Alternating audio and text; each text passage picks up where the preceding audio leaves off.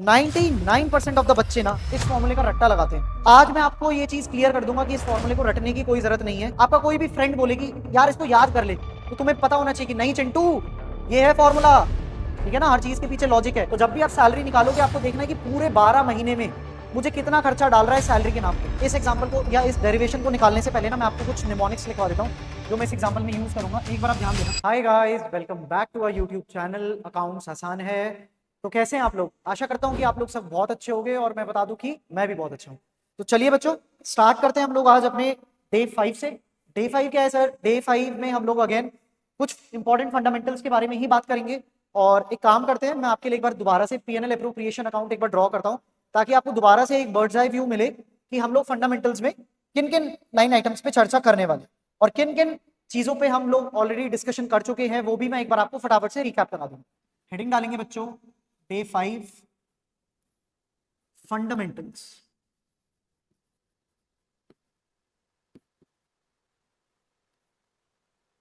चलिए सर, फटाफट से मैं आपको एक बार पीएनएल अप्रोप्रिएशन रिवाइज करा देता हूं। ठीक है सर, तो क्या क्या आता है बच्चों मेरे पीएनएल अप्रोप्रिएशन में?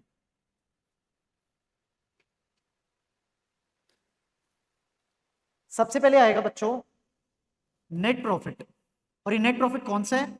ये नेट प्रॉफिट वो नेट प्रॉफिट है जो आपका प्रॉफिट एंड लॉस अकाउंट से फ्लो होकर आ रहा है, राइट। मान लेते हैं ये फिगर है मेरी 2 लाख रुपए। Then by interest on drawings. फिलहाल के लिए मान लो कि एक पार्टनरशिप फॉर्म है जिसमें 2 पार्टनर्स हैं मेरे, एक्स और वाई। दोनों का मान लो इंटरेस्ट ऑन ड्रॉइंग्स आता है 50,000 और लेट्स से 1 लाख रुपए। टोटल हुआ सर 1.5 लाख। इसमें कोई कंफ्यूजन कि मैंने क्रेडिट साइड में क्यों लिखा है? अब मैंने काफी सारे लेक्चर्स में आपको बता दिया है, ठीक है। सो अगर अभी भी आपको कंफ्यूजन है तो आई वुड रिक्वेस्ट कि एक बार पुराने लेक्चर्स को जाके दोबारा देखो और आपको बहुत अच्छे से समझ में आएगा कि हम लोग इंटरेस्ट ऑन ड्रॉइंग्स को पीएनएल अप्रोप्रिएशन के क्रेडिट साइड पे क्यों लिखते हैं, ठीक है। चलिए, टू इंटरेस्ट ऑन कैपिटल। बच्चों प्लीज एग्जाम में पूरी हेडिंग लिख के आनी है, मेरी तरह अभी शॉर्टकट मत करना, ये मैं सिर्फ आपको समझाने के लिए बता रहा हूँ, ठीक है। मान लो इंटरेस्ट ऑन कैपिटल है मेरा, अभी ये सारी एज्यूम्ड फिगर्स हैं, ये मत सोचना कि सर ये कहाँ से नंबर आ रहे हैं, ठीक है ना। ये मैं सिर्फ एग्जाम्पल के तौर पे आपको समझाने के लिए यहाँ पे लिख रहा हूँ। Okay, to salary, any type of bonus और commission, commission, right. Let's say this is 1 lakh.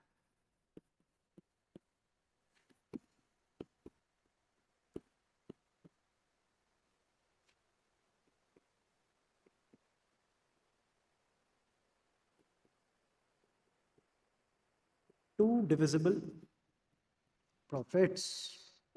Hypothetically मान लेते हैं कि जो भी प्रॉफिट्स हैं अभी मेरे दोनों पार्टनर में इक्वली बटेंगे, पार्टनरशिप डीड में लिखा हुआ है। सो ये कितना हुआ?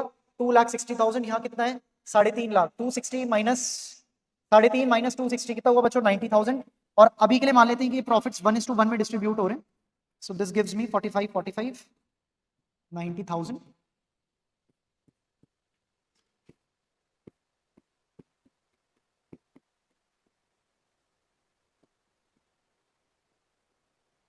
चलिए बच्चों, अब फटाफट से मेरे को कमेंट सेक्शन में बताओ कि पिछले लेक्चर्स में हम लोगों ने किन किन टॉपिक्स पे चर्चा ऑलरेडी कर ली। तो सर हम लोग कवर कर चुके हैं इंटरेस्ट ऑन ड्रॉइंग्स को, ठीक है।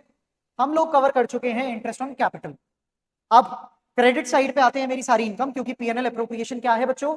पीएनएल अप्रोप्रिएशन है एक नॉमिनल अकाउंट, और नॉमिनल अकाउंट में हम लोग क्या करते हैं?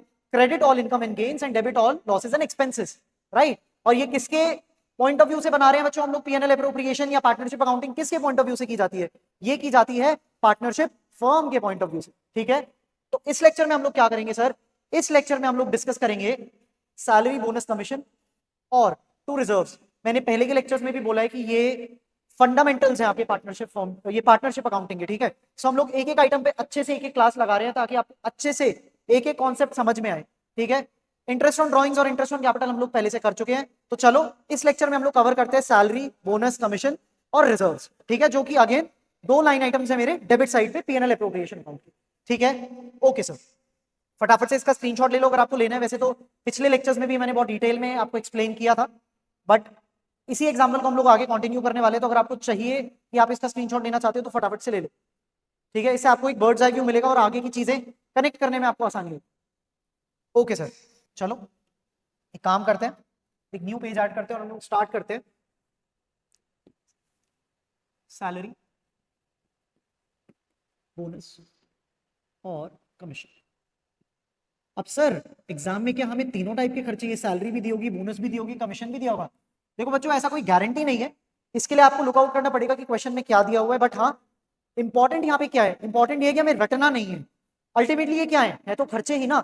अगर सैलरी भी दिया हुआ है, बोनस निकालने के लिए भी बोल रहा है, कमीशन भी बोल रहा है, तो हम निकाल देंगे और उसको पोस्ट कर देंगे डेबिट साइड पे पीएनएल अप्रोप्रिएशन की। ठीक है, चलो अब मेरे को एक बात बताओ कि जब आप कोई भी कंपनी ज्वाइन करोगे, ठीक है ना, या आप कोई भी किसी के बिजनेस में भी पार्ट ले रहे हो, तो प्रॉफिट्स के अलावा कई बार ऐसा नहीं होता कि सर आपको तनख्वाह भी चाहिए। एक एम्प्लॉय, एक कॉर्पोरेट एम्प्लॉय एक कॉर्पोरेट जॉब करता है, किस लिए करता है सर? ताकि अपना घर चला सके, ठीक है, अपने एम्प्लॉयर से सैलरी ले सके। उसी तरीके से बच्चों कई बार क्या होता है ना, पार्टनर्स भी सैलरी डिमांड करते हैं। और पार्टनर सैलरी क्यों डिमांड करते हैं? प्रैक्टिकली क्या होता है ना, मैं आपको प्रोफेशनल लाइफ में बताता हूँ क्या होता है। जनरली ना पार्टनर सेम टाइप के नहीं होते, कुछ जनरल पार्टनर्स होते हैं, कुछ लिमिटेड पार्टनर्स होते हैं, ठीक है, कुछ स्लीपिंग पार्टनर्स भी होते हैं। सर इनमें क्या फर्क है? चलो आपकी नॉलेज के लिए मैं बता देता हूँ, ऑल्दो आपके सिलेबस में नहीं है, बट प्रैक्टिकली शायद आपको आने वाली प्रोफेशनल लाइफ में ही काम आएगा। तो सर कुछ पार्टनर्स मेरे ऐसे होते हैं जो सिर्फ और सिर्फ क्या करते हैं, पार्टनरशिप फर्म में या बिजनेस में सिर्फ कैपिटल इन्वेस्ट करते हैं। These are high net worth individuals, जिनके पास अच्छा खासा पैसा है लेकिन टाइम नहीं है।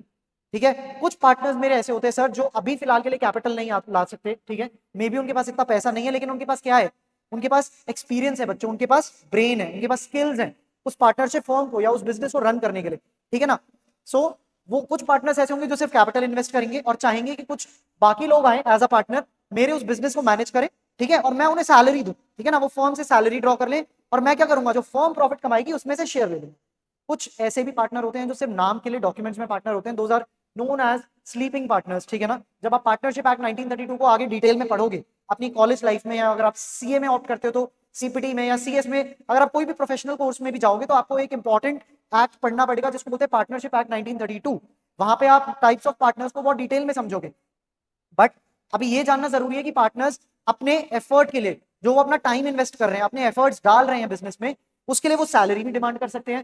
ठीक है ना, परफॉर्मेंस बेस्ड बोनस भी ले सकते हैं। अब सर ये बोनस क्या है? मान लो पार्टनर्स बोलते हैं कि अगर इस साल हम लोगों ने 10 लाख से ऊपर की प्रॉफिट कमाए ना, तो हमें 2% ऐसा बोनस भी चाहिए। क्यों सर बोनस क्यों देंगे? अरे भाई वो लोग अपना टाइम इन्वेस्ट कर रहे हैं, अपना वैल्यूएबल टाइम बिजनेस में डाल रहे हैं, यही टाइम को कहीं और भी इन्वेस्ट कर सकते थे। ठीक है, और हो सकता है अगर बिजनेस में ना जाते तो फ्री आराम से घर पे अपनी फैमिली के साथ वक्त बिता लेते। बट वो क्या कर रहे हैं, अपनी नॉलेज को अप्लाई कर रहे हैं, अपना जरूरी वक्त इन्वेस्ट कर रहे हैं बिजनेस में, तो उसके लिए वो बोनस भी ले सकते हैं या किसी टाइप का कमीशन भी ले सकते हैं। ठीक है ना, तो ये तीनों अल्टीमेटली क्या है जो समझने वाली बात है अकाउंटिंग के पॉइंट ऑफ व्यू से, वो ये है सर कि salary, bonus, commission partnership firm के लिए है खर्चा और पार्टनर के लिए है इनकम। ठीक है, तो अब इसको निकालना कैसे है सर, एक एक करके हम लोग चलते हैं। अब अगर मैं बात करता हूं सैलरी की, अब क्वेश्चन में आपको बोल सकता है कि मान लो एक पार्टनरशिप फर्म है XYZ एंड कंपनी और उसमें 3 पार्टनर है। ठीक है, हो सकता है कोई एक पार्टनर को सैलरी मिल रही हो सकता है 2 को मिल रही हो, और हो सकता है 3 को भी मिल रही हो। That is totally dependent on the language of question. Similarly कि उनको सैलरी कितनी मिल रही है वो भी क्वेश्चन में बहुत अच्छे से मेंशन होगा बच्चों। हो सकता है क्वेश्चन बोल दे कि पार्टनर को मंथली सैलरी मिल रही है, मान लो मिस्टर एक्स है जो एक पार्टनर है और उनको हर महीने 1-1 लाख रुपए मिल रहे हैं, तो उनकी बताओ एनुअल सैलरी कितनी हुई? 12 लाख हुई sir, 1 lakh into 12, very simple. और वही 12 लाख में क्या करूंगा, पीएनएल अप्रोप्रिएशन में टू सैलरी करके पोस्ट कर दूंगा एज अ एक्सपेंस। ठीक है ना, क्योंकि फर्म के लिए तो खर्चा है। हो सकता है क्वेश्चन आपको बोल दे कि पार्टनर क्वार्टरली सैलरी ले रहे हैं, ऑल्दो क्वार्टरली बहुत प्रैक्टिकल लाइफ में नहीं होता है, बट अगेन पार्टनरशिप डीड है भाई, जैसा पार्टनर पार्टनरशिप फर्म के साथ एग्रीमेंट करना चाहे वैसा वो कर सकता है। और हमें एक चीज याद रखनी है, हमारे लिए तो क्वेश्चन ही भगवान है, जैसा क्वेश्चन में लिखा होगा क्वेश्चन की लैंग्वेज को देख के हम लोग कैलकुलेट कर लेंगे। हो सकता है आपको जो सैलरी दे रखी हो वो ईयरली भी दे रखी हो कि भाई mister X draws an annual salary of 20 lakh per annum. ठीक है, तो आप लोग क्या करोगे, टू सैलरी लिख के मिस्टर एक्स 20 लाख पोस्ट कर दोगे। अब मेरे को बताओ इसमें आपको कोई डाउट है या नहीं, कमेंट सेक्शन में लिखो कोई डाउट है, बिंदास अपने डाउट्स या कोई भी क्वेरी आ रही है। और बच्चों एक बात बताऊं, डाउट कोई भी सिली नहीं होता है, क्वेश्चन उसी के दिमाग में आते हैं जो एक्चुअली सोच रहा है। तो अगर आपको लग रहा है आपका क्वेश्चन सिली भी है तो भी बेझिझक कमेंट सेक्शन में डालो, मैं पूरी कोशिश करूंगा एक एक कमेंट का अच्छे से रिप्लाई करने का, ताकि आप लोगों को आने वाले चैप्टर्स में भी और क्लास 12 के सिलेबस में किसी टाइप की कोई दुविधा ना रहे। ठीक है, चलो समझ, मुद्दा बस यही है कि बच्चों की आपको ये पता होना चाहिए कि सैलरी, बोनस या कमीशन अल्टीमेटली है क्या, खर्चा है फर्म के लिए, और कैसे निकालना है वो क्वेश्चन की लैंग्वेज में दिया होगा। एक एग्जांपल ले लें, चलो मान लो mister X draws an annual salary of 10 lakhs per annum. Y, on the other hand,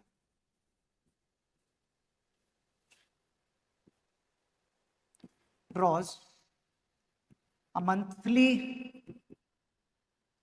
salary of 50,000. Calculate salary to be charged in P&L appropriation account. Very simple sir. अब बताओ इसमें कोई दिक्कत? क्वेश्चन पढ़ लो एक बार फटाफट। मिस्टर एक्स लेते हैं एनुअल सैलरी कितनी? 10 lakhs per annum. On the other hand Y draws a monthly salary of 50,000. Mister X को पूरे साल में कितने पैसे मिल रहे हैं sir? 10 lakh as salary. Mister Y को कितने मिल रहे हैं? 50,000 पर मंथ। कितने महीने हुए मेरे साल में? 12। 12 इंटू 50,000, 6 लाख रुपए। इसमें कोई तकलीफ कोई परेशानी नहीं। आपकी बुक्स कितने टाइम के लिए बन रही है सर? जो पार्टनरशिप फर्म के आप अकाउंट्स बना रहे हो कितने साल के लिए बना रहे हो? सर फाइनेंशियल ईयर के लिए बना रहे हैं ना, तो यानी कि 12 महीने के लिए आप बना रहे हो। तो जब भी आप सैलरी निकालोगे आपको देखना है कि पूरे 12 महीने में मुझे कितना खर्चा डाल रहा है सैलरी के नाम पे। ठीक है, तो बताओ अब मिस्टर एक्स की कितनी हुई सैलरी इसमें? मिस्टर एक्स की तो सर स्ट्रेट अवे 10 लाख हो गई। मिस्टर वाई की कितनी हुई बच्चों? 50,000 इंटू 12, 6 lakhs। टोटल कितना हुआ मेरा? टोटल हुआ 16 लाख। और बताओ ये कहां चला जाएगा? ये चला जाएगा बच्चों debit side of P&L appropriation account. बताओ कोई तकलीफ इसमें? अगर आपको, अब देखो, आई होप क्वार्टर, मंथली या ईयरली की डेफिनेशन आपको पता होगी। अगर आपको नहीं पता है मैं आपके लिए फिर भी लिख देता हूं, ऑल्दो आई एक्सपेक्ट कि क्लास 12 स्टूडेंट्स को ये अच्छे से पता होगा। मंथली दिया हुआ है तो इंटू 12 कर देना, ठीक है। क्वार्टरली दिया हुआ है तो इंटू 4 कर देना। एक क्वार्टर क्योंकि 3 महीने का होता है, 12 महीने हैं, 12 डिवाइड बाई 3, साल में कितने क्वार्टर हुए? 4 क्वार्टर हुए, ठीक है ना। और अगर एनुअल दिया हुआ है बच्चों तो एनुअल में तो आपको एज इट इज ले लेना है, ठीक है। This is for monthly, this is quarterly. Although मेरे को इतना टाइम इसमें लगाना नहीं चाहिए बट स्टिल, ठीक है। फटाफट से चलो इसका स्क्रीनशॉट लो फिर हम लोग आगे बढ़ते हैं। इसमें कुछ भी नहीं है सैलरी में। ध्यान बस इतना रखना है कि आपको क्वेश्चन को बहुत ध्यान से पढ़ना है। क्वेश्चन अगर मंथली बोल रहा है मंथली के हिसाब से निकालो, क्वार्टरली बोल रहा है तो क्वार्टरली निकालो, एनुअल बोल रहा है तो बिंदास एनुअल वाली फिगर उठा लो। इसमें इतना कोई सोचने वाली बात है ही नहीं, ठीक है। बस आंखें खुली रखो और थोड़ी सी अंग्रेजी अच्छी होनी चाहिए, बस थोड़ी सी, बहुत ज्यादा नहीं, थोड़ी सी, ठीक है। चलो फटाफट से स्क्रीनशॉट लो फिर हम आगे बढ़ते हैं। ठीक है सर, बहुत अच्छे। अब हम लोग बात करते हैं सर बोनस या कमीशन की। Bonus oblique commission. अब सर एक बात बताओ, बोनस और कमीशन क्या आपको लगता है ये फिक्स रहता है? वैसे तो पार्टनरशिप डीड में हम लोग क्लियरली लिख देते हैं, बट बोनस और कमीशन हम लोग क्यों देते हैं? बोनस और कमीशन दिया जाता है बच्चों ताकि पार्टनर्स और अच्छे से अपना दिमाग लगा के और अच्छा अपना टाइम इन्वेस्ट करें, ताकि पार्टनरशिप फर्म की परफॉर्मेंस या धंधे की जो परफॉर्मेंस है वो अच्छी जाए। एक तरीके से ये इंसेंटिव है पार्टनर्स के लिए अच्छा और ज्यादा एफर्ट्स डालने के लिए, ताकि हम लोग काफी हाइट्स पे अपने बिजनेस को ले जाएं। तो उनको भी लालच रहता है कि भाई हम जितना अच्छा परफॉर्म करेंगे, जितना अपना कीमती वक्त देंगे बिजनेस में, उतना ही बिजनेस ग्रो होगा और उतना ही मेरे को कमीशन मिलेगा बिजनेस से, ठीक है। सो ये कमीशन क्यों दिया जाता है, वो भी आपको क्लियर है, और इसको निकालना कैसे है वो भी मैं आपको फटाफट से अभी बता देता हूं। चलिए सर, कमीशन। अब ना इसको मैं 3 हिस्सों में स्प्लिट करता हूं पहले, ताकि आपके तीनों केसेस एक ही जगह आपको दिख जाए।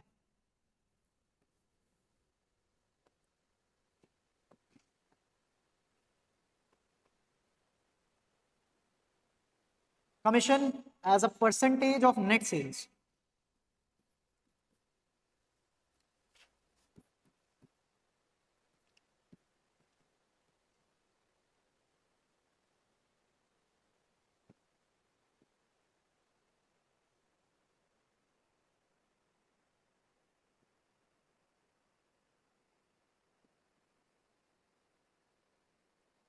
दूसरा क्या लिखा सर मैंने?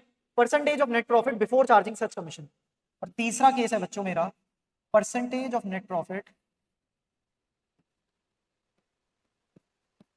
After charging commission. सर कुछ समझ नहीं आया, क्या लिख दिया आपने? कोई बात नहीं बच्चों, समझाने के लिए मैं बैठा हूं, बट फटाफट पहले इसको नोट करो आप लोग। अब सर एक एक करके चलते हैं, ठीक है? और इस एग्जाम्पल में हम लोग कुछ नंबर्स को एज्यूम करते हैं निकालने से पहले, ठीक है? अब मान लो मेरे नेट सेल्स हैं 50 लाख। कितने बच्चों? 50 लाख। मेरा नेट प्रॉफिट है बच्चों मान लो 10 लाख। कितना है सर? 10 लाख। ठीक है, मेरा रेट ऑफ कमीशन है, क्वेश्चन में आपको दिया होगा, ठीक है ना?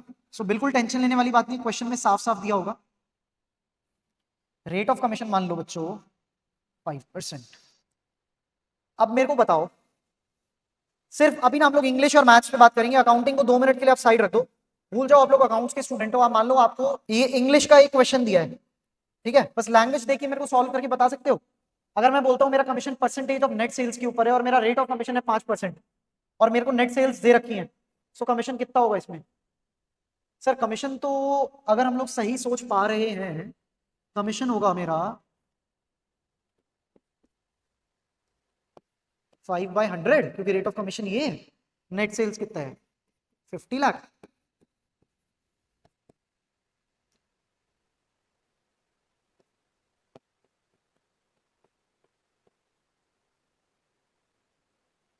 कमीशन हुआ सर 2.5 लाख रुपए। बताओ बच्चों, इसमें कोई तकलीफ? अगर आप ये सोच पाए, बिल्कुल ठीक सोच पाए, कुछ नहीं है, क्वेश्चन सीधा सीधा बोल देगा जितनी आपने साल में सेल करी है उसका 5% आप लोग ऐसा कमीशन दे दो। हर बार 5% नहीं होगा, इस एग्जांपल के हिसाब से 5 है तो मैं 5 बोल रहा हूँ। क्वेश्चन में साफ साफ लिखा है नेट सेल्स का 5% सीधा पार्टनर को ऐसा कमीशन प्रोवाइड कर दो, ठीक है ना? यानी कि यहाँ पे पार्टनर का कमीशन किस चीज पे डिपेंडेंट है? जितनी वो सेल करेगा उतना उसका कमीशन बढ़ेगा, ठीक है? तो जितनी उसने सेल करी उसमें मैंने रेट ऑफ कमीशन लगा दिया और निकाल लिया। नेट सेल भी आपको क्वेश्चन में दी होगी, परसेंटेज भी दिया होगा क्वेश्चन में, इसमें कोई तकलीफ नहीं सर। ये तो था मेरा बहुत सिंपल वाला केस। अगला वाला केस भी कंपैरेटिवली सिंपल है, ठीक है? बताता हूं आपको निकाल के। इस वाले केस में बताओ बच्चों क्या होगा? Rate of commission 5%, percentage of net profit before charging commission, यानी कि ये बोल रहा है कि नेट प्रॉफिट पे रेट ऑफ कमीशन का परसेंटेज लगाओ बिफोर चार्जिंग सच कमीशन। का मतलब क्या है सर? जो मेरी ये नेट प्रॉफिट है ना बच्चों 10 लाख की, इसमें से अभी मैंने कमीशन माइनस नहीं किया है, यानी कि मेरा वो प्योर प्योर नेट प्रॉफिट है जो मेरा प्रॉफिट एंड लॉस अकाउंट से फ्लो होके आ रहा है और वो मैंने कहां पोस्ट कर दिया? पीएनएल एप्रोप्रिएशन अकाउंट में, ठीक है? और ये क्योंकि बोल रहा है बिफोर चार्जिंग सच कमीशन, यानी कि नेट प्रॉफिट में हम लोगों ने क्या एडजस्ट नहीं किया हुआ है, नेट प्रॉफिट में से अभी मैंने कमीशन नहीं घटाया हुआ है। तो मैं सीधा सीधा क्या कर सकता हूं इसमें? मैं बच्चों सीधा सीधा 5% ऑफ नेट प्रॉफिट कर सकता हूं या नहीं? हाँ या ना, कमेंट सेक्शन में बताओ, क्या मैं सीधा सीधा नेट प्रॉफिट का 5% निकाल सकता हूं? बिल्कुल निकाल सकता हूं सर। और ये जो आपने सोचा है कि मैं सीधा नेट प्रॉफिट का रेट ऑफ कमीशन लगा दूं, बिल्कुल सही सोच, ठीक है? तो यहां पे मेरे को बताओ, अभी इन दो केस के बारे में ही बात करते हैं हम लोग। यहां मेरा क्या फॉर्मूला बन गया? अगर बच्चों को फॉर्मूले ही याद करने हैं तो मेरा फॉर्मूला बना सर नेट सेल्स इनटू में रेट ऑफ कमीशन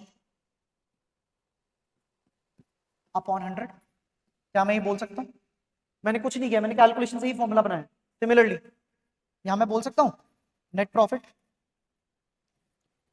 इनटू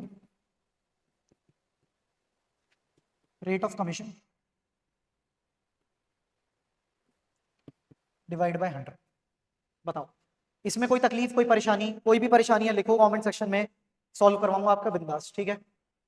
अब सर हम लोग आते हैं लास्ट केस पे, जिसमें क्या होता है ना, 99% ऑफ द बच्चे ना इस फॉर्मूले का रट्टा लगाते हैं, ठीक है ना? आज मैं आपको ये चीज क्लियर कर दूंगा कि इस फॉर्मूले को रटने की कोई जरूरत नहीं है, बट हाँ स्टिल अगर आपको याद करना है एक बारी को आप याद रख सकते हो इस फॉर्मूले को, बट आपको ये जरूर पता होना चाहिए कि इस फॉर्मूले को जो स्पेशली जो इसके डिनोमिनेटर में हम लोग एक एडजस्टमेंट करते हैं उसका क्या लॉजिक है। और सर एक चीज यहाँ पे एक डिस्क्लेमर दे दूं, उसमें कोई ये नहीं है कि हमें रट्टा लगाने की जरूरत है, उसका डिनोमिनेटर भी जिस तरीके से कैलकुलेट होता है that is total and total pure and pure maths, nothing else. Simple maths है वो और सिंपल बेसिक अंग्रेजी है, ठीक है? अब पहले यहाँ पे फॉर्मूला लिखते हैं हम लोग। इस बार इस केस में क्या करेंगे, पहले हम लोग फॉर्मूला लिख लेंगे, उसके बाद मैं आपको सॉल्व कराता हूँ कि भाई ये फॉर्मूला डिराइव कैसे हुआ, ठीक है ना? तो सर इसका फॉर्मूला हम लोग अगर आप अपनी बुक खोल के भी देखोगे तो इसका फॉर्मूला होगा नेट प्रॉफिट इनटू रेट। अभी मैं खाली रेट लिख रहा हूँ, पूरा रेट ऑफ कमीशन नहीं लिख रहा हूँ, ठीक है ना? Divide by 100 plus rate. अब सर नीचे आपने 100 में रेट क्यों ऐड कर दिया सर? अब बच्चों पहले इसका फटाफट से स्क्रीनशॉट लो आप, ठीक है। आगे बताता हूँ थर्ड केस में कि हम लोगों ने यहाँ पे ये जो डिनोमिनेटर में एडजस्टमेंट किया है ना, ये क्यों किया है, ठीक है। बिलीव मी 99% लोग इसका रट्टा लगा के जाएंगे, 1% ही पॉपुलेशन होगी जिसको इसका लॉजिक पता हो, ठीक है ना। तो आज आपका वो लॉजिक मैं बिल्ड कराता हूँ, आपको भी याद रहेगा कि कोई भी चीज रटने की जरूरत नहीं। ले लिया स्क्रीनशॉट, चलें आगे। ओके सर, कमीशन है मेरा net profit, this is third case. Net किस पे निकालना commission, net profit, sorry on net profit after charging such commission, on net profit after charging such commission, ठीक है सर। सर अब इस लाइन पे आप ध्यान दो, एक जरा गौर फरमाओ इस लाइन पे, आफ्टर चार्जिंग सच कमीशन, ठीक है। क्या मैं बोल सकता हूं कि परसेंटेज ऑफ जो मतलब मेरे को रेट ऑफ कमीशन लगाना है वो नेट उस नेट प्रॉफिट पे लगाना है जिसमें से मैं कमीशन के अमाउंट को ऑलरेडी लेस कर चुका हूं आफ्टर चार्जिंग सच कमीशन। तो क्या मैं बोल सकता हूं कि जो मेरा रेट लगेगा वो उन प्रॉफिट पे लगेगा जिसमें से ऑलरेडी, और इस एग्जांपल को या इस डेरिवेशन को निकालने से पहले ना मैं आपको कुछ निमोनिक्स लिखवा देता हूं जो मैं इस एग्जांपल में यूज करूंगा, एक बार आप ध्यान देना। C is equal to NP minus commission into R upon 100। Sir क्या ये तो आपने मैथ्स की क्लास बना दी सर, हमें तो मैथ्स वैसे ही नहीं पसंद है, ठीक है। सर मैथ्स पसंद हो या ना पसंद हो, इक्वेशन सॉल्व करनी आपको आनी चाहिए। अब मैं आपको बताता हूं यहाँ पे क्या है, C क्या है बच्चों, C का मतलब आप लिखो कमीशन, और ये कमीशन क्या है, रेट ऑफ कमीशन नहीं है, this is absolute amount, commission amount, ठीक है। NP क्या है मेरा, NP है बच्चों नेट प्रॉफिट, क्या है बच्चों, नेट प्रॉफिट, ठीक है। और R क्या है मेरा, R है मेरा सर रेट ऑफ कमीशन। अब मेरे साथ बस इक्वेशन सॉल्व करते जाना और अपने सीए भैया को भी हेल्प करना अगर आपके सीए भैया अटक जाए। वैसे तो थोड़े होशियार हैं आपके सीए भैया, ऐसी बात नहीं है, अटकेंगे तो नहीं, बट फिर भी क्या किया सर, R अपॉन 100, क्योंकि नेट प्रॉफिट में से ऑलरेडी कमीशन बोल रहा है after charging such commission. Previous उस पे आओ, मैंने क्या लिखवाया है फटाफट से, मैंने लिखवाया था net profit into rate of commission, rate of commission divide by 100। वहां क्या लिखवाया बच्चों मैंने, बस नेट प्रॉफिट में क्या किया मैंने, नेट प्रॉफिट में से कमीशन लेस कर दिया। क्यों, क्योंकि क्वेश्चन की लैंग्वेज बोल रही है मेरे को उन नेट प्रॉफिट पे ये रेट लगाना है जिसमें से ऑलरेडी कमीशन का अमाउंट लेस कर रखा है, net profit after charging such commission, ठीक है ना। तो मैंने यहाँ पे से कमीशन लेस कर दिया नेट प्रॉफिट में से, और क्या किया, अब R upon 100 into NP minus C into R upon 100, simple simple multiplication किया है। अब इसको इधर ले आओ, ये जो आपका R अपॉन 100 है इस वाली साइड को इधर ले आओ, ये कितना हुआ sir, C plus R upon 100C, और ये कितना हुआ R अपॉन 100 इंटू NP। लिख सकता हूं सर, कुछ नहीं, कुछ C को कॉमन ले लो, 1 plus R upon 100 equal to R upon 100 into में नेट प्रॉफिट। इसको थोड़ा जूम आउट करेंगे। अब सर अंदर एक काम करो, 100 plus R upon 100 equal to R upon 100 into NP। Sir एक बात बताओ, मैंने क्या किया, मैंने 100 क्या किया, कॉमन, ये C कॉमन ले लिया था पहले, ठीक है, इसको मैंने इक्वलाइज कर दिया, ठीक है, और यहाँ क्या करा 100 plus R equal to R upon 100 into NP। अब मेरे को एक बात बताओ, अगर ये 100 मेरा उधर जाएगा न्यूमरेटर में तो 100 और 100 कैंसिल हो जाएंगे ना बच्चों, तो मैं इसको यहीं पे कैंसिल कर दूं, ठीक है सर कर दो। अब क्या बचा, कुछ भी नहीं बचा, कमीशन का क्या हुआ, नेट प्रॉफिट इंटू R, और ये जो आपका न्यूमरेटर में ये डिनोमिनेटर में चला जाएगा, 100 प्लस R, दैट्स इट। अब मेरे को एक बार देख के बताओ, पहले तो फटाफट से इसका स्क्रीनशॉट लो, बेसिक मैथ्स नथिंग एल्स। इतना ध्यान रखना है कि वो नेट प्रॉफिट है जिसमें से मैं ऑलरेडी कमीशन को लेस कर चुका हूं, ये समझ जाओगे तो डन है। मेरे को ये बताने की क्यों जरूरत पड़ी ना सर, सिर्फ इसलिए कि बच्चों को इसका लॉजिक समझ में आए कि ये मैथ्स है, बेसिक मैथ्स है कुछ, क्योंकि अक्सर ना वो पूछते रह जाते हैं sir after charging such commission वाले केस में हम लोग डिनोमिनेटर में 100 जब लेते हैं उसमें रेट ऑफ कमीशन ऐड क्यों कर देते हैं, अब समझ में आया क्यों करते हैं, बस ये याद रखना। और कोई भी आपको बोले ना कि आपका कोई भी फ्रेंड बोलेगी यार इसको याद कर ले, तो तुम्हें पता होना चाहिए कि नहीं चिंटू ये है फॉर्मूला, ठीक है ना, हर चीज के पीछे लॉजिक है, तो उसको भी बताना था कि उसको भी समझ में आए कि अकाउंटिंग और मैथ्स एक साथ चलती है और हर चीज लॉजिकली चलती है, ठीक है। अब एक बार मैं आपको फटाफट रिविजिट करा देता हूँ फॉर्मूला, पुराने पेज पे आता हूँ, क्या किया मैंने, net profit into rate of commission, sorry net profit into rate upon 100 plus rate, क्या यही मेरा फॉर्मूला बन रहा है सर नेक्स्ट पेज पे, net profit into rate upon 100 plus R, और C इज माय कमीशन का absolute amount. I hope this is clear. अब सर ये पता है क्या है, मैंने एक तीर से दो निशाने लगा दिए आपके। अगर ये फॉर्मूला आपको समझ में आया ना, तो अगला कॉन्सेप्ट या जो पीएनएल अप्रोप्रिएशन का जो बोलूं कि ऑलमोस्ट हम लोग बिल्कुल लास्ट वाले एक्सपेंस पे आ चुके हैं। हाँ, सैलरी बोनस कमीशन अब मैंने आपका डन करा दिया, ठीक है। इसके क्वेश्चंस किस किस टाइप के होते हैं वो मैं आपको अगली क्लास में काम करते हैं, इसके एग्जांपल भी देखते हैं हम लोग, ठीक है। फिलहाल मैं आपका एक बार रिजर्व्स वाला कॉन्सेप्ट और बिल्ड कर देता हूं, जो कि अब मैं बोलूं 90% खत्म हो चुका है, क्योंकि मैंने आपको कमीशन का बहुत अच्छे से कॉन्सेप्ट यहीं कवर करा दिया। सिमिलर कॉन्सेप्ट लगता है मेरा रिजर्व्स में, ठीक है। चलिए सर, तो अब हमने सैलरी बोनस कमीशन भी कवर कर लिया। अब हम लोग जंप करते हैं फटाफट से रिजर्व्स। इसका स्क्रीनशॉट ले लिया बच्चों, ले लो फटाफट से। चलिए सर, रिजर्व्स। सर रिजर्व्स क्यों बनाए जाते हैं? अगर आपको मेरी डे 1 इंट्रोडक्शन वाली क्लास याद होगी तो मैंने उसमें बताया था, एक मदर वाला एग्जांपल लिया था कि अगर एक मदर अपने बच्चे को पॉकेट मनी दे रही है 10,000 रुपए महीने की, तो वो क्या बोलती है कि बच्चे अपनी मर्जी से खर्च करो, ठीक है, बट कुछ पैसा मैं आपको सजेस्ट करूंगी कि फ्यूचर के लिए भी सेव करके रखो, ठीक है ना, कल को आपको कोई चीज पसंद आ जाती है तो आप बार बार हमारे पास ना आओ। सिमिलरली बच्चों, बिजनेस में भी यही होता है, ठीक है ना। बिजनेस में कई बार क्या होता है, मेरे को अंदाजा लग जाता है कि आने वाले टाइम में ना मेरे को और एक्सपेंशन करना पड़ सकता है, मेरा बिजनेस अच्छा ग्रो कर रहा है, ठीक है, या फिर मेरे को पता है कि फ्यूचर में मेरी बिजनेस में कैश क्रंच आ सकता है क्योंकि मेरी एक मोटी पेमेंट जाएगी सप्लायर को, ठीक है ना। तो मैं क्या करता हूं, मैं पहले से ही कुछ हिस्सा अपने प्रॉफिट्स का, जो मेरे फ्री डिविजिबल प्रॉफिट्स हैं। अब सर डिविजिबल प्रॉफिट्स क्या होते हैं? सर डिविजिबल प्रॉफिट्स वो प्रॉफिट हैं जिसमें जब आप नेट प्रॉफिट से बिजनेस के सारे खर्चे लेस कर देते हो, उसके बाद जो आपके पास फ्री प्रॉफिट बचता है ना, जो आप पार्टनर्स को डिस्ट्रीब्यूट करते हो, जो पार्टनर्स को डिस्ट्रीब्यूट करने के लिए जो अवेलेबल प्रॉफिट होता है after deducting all the expenses of the business, that is termed as divisible profits. तो ये रिजर्व्स भी क्या होते हैं बच्चों? डिविजिबल प्रॉफिट्स का एक सर्टेन परसेंटेज हम लोग पहले से पार्क करके रख देते हैं, ठीक है, और उससे क्या हेल्प मिलती है? फ्यूचर में किसी भी टाइप का लॉस, किसी भी टाइप की कंटिजेंसी या किसी भी टाइप का नेगेटिव इवेंट होता है बिजनेस के लिए, तो ये रिजर्व्स हमें हेल्प करते हैं उन डिफिकल्ट सिचुएशंस को सर्वाइव करने, ठीक है। तो आई थिंक आपको पर्पस क्लियर हो गया कि बिजनेस में रिजर्व्स क्यों बनाए जाते हैं। अब सर ये किस पे निकलते हैं बच्चों? ये निकलते हैं generally percentage of divisible profits.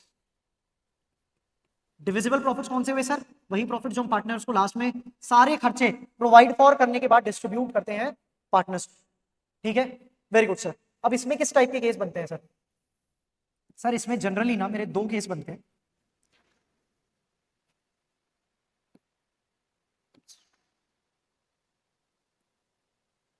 यहां मैं एक लाइन लिख देता हूं, जनरली, हमेशा नहीं होता है बच्चों ऐसा, ठीक है ना। Second is percentage of divisible profits,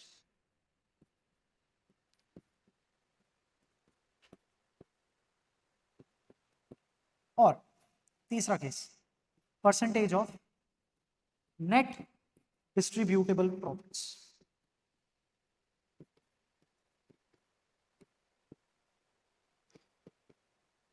net distributable profits बोल लो, या फिर आप बोल सकते हो कि आफ्टर चार्जिंग, जैसे उसमें था ना आफ्टर चार्जिंग कमीशन, सिमिलरली ये वो परसेंटेज है जब हमने कमीशन का अमाउंट ऑलरेडी नेट प्रॉफिट से कम कर दिया है, उसके बाद जो परसेंटेज लगेगा उसको बोलते हैं percentage of net distributable profits. Percentage of net profit में क्या करेंगे सर? क्लियरली मेंशन होगा क्वेश्चन में कि 3% और 4% of net profit to be transfer to reserves.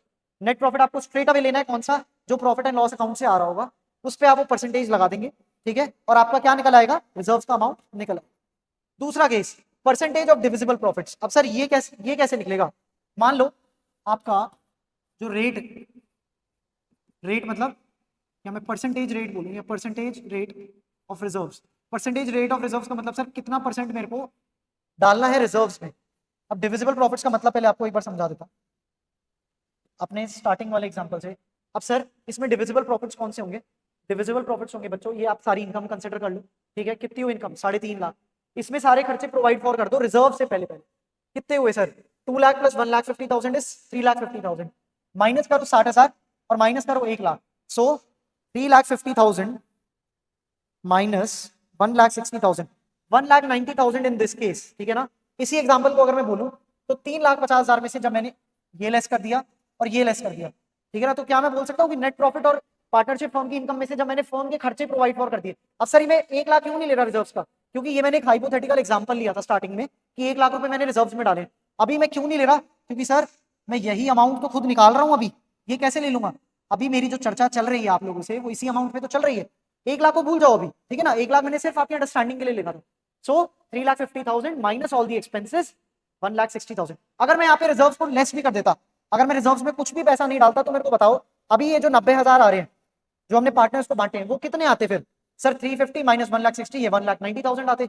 यही 1,90,000 मैं पार्टनर्स को बांट देता, बट अभी मैंने क्या किया, 1,90,000 पार्टनर्स को ना बांट के मैंने 1 लाख रुपए रिजर्व्स में डाले, और जो बचे हुए जो प्रॉफिट्स है वो मैंने पार्टनर्स को दिए, ठीक है ना। तो डिविजिबल प्रॉफिट्स यही होते हैं कि जो आपने बिजनेस के सारे खर्चे प्रोवाइड कर दिए, उसके बाद जो प्रॉफिट्स रह गए पार्टनर को बांटने के लिए, उन प्रॉफिट में से सर्टेन परसेंटेज आप लोग रिजर्व बना के रख देते, ठीक है। I hope this is clear from this example, ठीक है। सो डिविजिबल मान लो ये मेरा है 5% अगेन। अब उस एग्जांपल में मेरा कितना आ रहा था, उस एग्जांपल में मेरे डिविजिबल प्रॉफिट्स कितने आ रहे थे सर, मेरे डिविजिबल प्रॉफिट्स आ रहे थे 5% ऑफ 1,90,000, ठीक है। सिमिलरली हम लोग ये भी निकाल लेते हैं, ये कितना आ रहा है सर, 5% ऑफ, ठीक है ना। कंसिडर, यहां मैं लिख देता हूं, कंसिडर फर्स्ट पेज, ठीक है ना। फटाफट से आके देखो कितना है सर, नेट प्रॉफिट है मेरा 2 लाख, ये रहा ना 2 लाख, ठीक है। तो मैं क्या करूंगा, 2 लाख, कितना आएगा सर, 2 लाख का 5% कितना हुआ, 10,000। और ये कितना आएगा बच्चों, 5% ऑफ 1,90,000, फटाफट से कैलकुलेट करके बताओ, ये आता है बच्चों 9,500, ठीक है। अब percentage of net distributable profits, बिल्कुल वही केस है जैसा कि ये वाला केस है, आफ्टर चार्जिंग कमीशन, ठीक है ना। नेट डिस्ट्रीब्यूटेबल प्रॉफिट्स का मतलब क्या है सर, ये वो अमाउंट है, अब ये पता है किसकी तरफ फोकस कर रहा है, नेट डिस्ट्रीब्यूटेबल प्रॉफिट्स पे फोकस कर रहा है, प्योर वो वाले प्रॉफिट्स जब मैंने रिजर्व्स भी प्रोवाइड फॉर कर दिए, उसके बाद जो मेरे प्रॉफिट्स बचे, ठीक है ना, ये वाले, ये इनकी तरफ फोकस कर रहा है। यानी कि डिविजिबल प्रॉफिट्स में से मैं रिजर्व्स वाला अमाउंट भी लेस कर चुका हूं, उसके बाद ये मेरे को बोल रहा है रिजर्व्स का अमाउंट कैलकुलेट करने के लिए, तो इसमें मेरा वो सेम फॉर्मूला बन जाएगा, क्या बनेगा sir, rate into net profit की जगह मैं लिखूंगा डिविजिबल प्रॉफिट्स,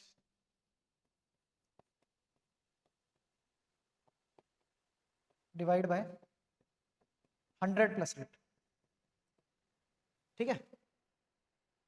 जैसे इस केस में जो बनेगा वो नॉर्मल बनेगा, rate into divisible profits upon 100, यहां बनेगा सीधा परसेंटेज ऑफ नेट प्रॉफिट। तो ये बिल्कुल आपका कमीशन वाले एग्जांपल की तरह ही है, ये मैंने स्ट्रेट अवे नेट प्रॉफिट पे निकाला, ये मैंने डिविजिबल प्रॉफिट्स पे निकाला, वो प्रॉफिट जो सारे खर्चे प्रोवाइड फॉर करने के बाद पार्टनर्स को अवेलेबल रहते हैं for distribution in their capital account. अभी कैपिटल अकाउंट पे हम लोग आगे चर्चा करेंगे उनके। और ये है आपके वो प्रॉफिट्स जिसमें से आप रिजर्व्स के अमाउंट को ऑलरेडी लेस कर चुके हो, और उसके बाद जाके आपको वो रिजर्व्स का अमाउंट दोबारा कैलकुलेट करना है। तो उसमें मैं क्या करूंगा, rate into divisible profits upon 100 plus rate, और ये किस तरीके से डिराइव होता है वो हम लोग ऑलरेडी यहाँ पे निकाल चुके हैं, ठीक है ना। आपने मॉनिक्स चेंज कर देना, फॉर्मूला आप दोबारा इक्वेशन बनाओगे, आपकी सेम इक्वेशन निकल के आ जाएगी, ठीक है। अब सर ये तो हो गई कॉन्सेप्ट पे चर्चा, अब इनके एग्जांपल कब कराओगे सर, नेक्स्ट क्लास बहुत छोटी सी क्लास होगी जिसमें मैं आपको ये सारे कॉन्सेप्ट विद एग्जांपल, कॉन्सेप्ट हम ऑलरेडी कर चुके हैं, इन्हीं सारी चीजों के 3-4 एग्जांपल हम लोग देख लेंगे, और बहुत ही शानदार तरीके से आपका कॉन्सेप्ट कवर हो जाएगा सर, ठीक है। उसके बाद आने वाली 1-2 क्लासेस में हम लोग क्या करेंगे सर, हम लोग शुरू करेंगे सर एक नया कॉन्सेप्ट जो कि है charge versus appropriation of profits, ठीक है। फिर उसके बाद कुछ आपके छोटे छोटे टॉपिक्स रह जाएंगे कि अगर मान लो उतने सफिशिएंट प्रॉफिट्स ही नहीं और एप्रोप्रिएशंस आपके ज्यादा बन रहे हैं, 1-2 टॉपिक आपके छोटे छोटे पास्ट एडजस्टमेंट्स के, तो वो बहुत शानदार तरीके से हम लोग धीरे धीरे कवर करते चलेंगे। बस आपसे इतनी गुजारिश है कि जिस तरीके से मैं आपको पढ़ा रहा हूँ, जिस फ्लो में मैं पढ़ा रहा हूँ, उसको घर जाके एक बार रिवाइज करो, अपनी बुक खोलो, थियरी पढ़ो, थियरी को भी उतनी इज्जत दो, और घर जाके अब आप धीरे धीरे क्वेश्चंस प्रैक्टिस करना, इलस्ट्रेशंस प्रैक्टिस करना स्टार्ट कर सकते हैं। जब एक बार मेरे सारे कॉन्सेप्ट्स बिल्ड हो जाएंगे, आई एश्योर यू, मैं आपको टीएस ग्रेवाल के जो क्वेश्चंस मेरे को सबसे बेहतरीन लगे, मतलब जिसमें मेरे को लगा हाँ यहाँ पर बच्चे गलती कर सकते हैं, वो क्वेश्चंस मैं आपको खुद हाथ से क्लास में सॉल्व कराऊंगा, ताकि आपके कॉन्सेप्ट्स और आपके क्वेश्चंस बहुत अच्छे से कवर हो जाए, ठीक है बच्चों। आज के लिए बस इतना ही, मिलता हूं मैं आपसे अगली वीडियो में, तब तक के लिए खुश रहिए, अपना ख्याल रखिए और हमारे चैनल से जुड़े रहिए। Thank you so much.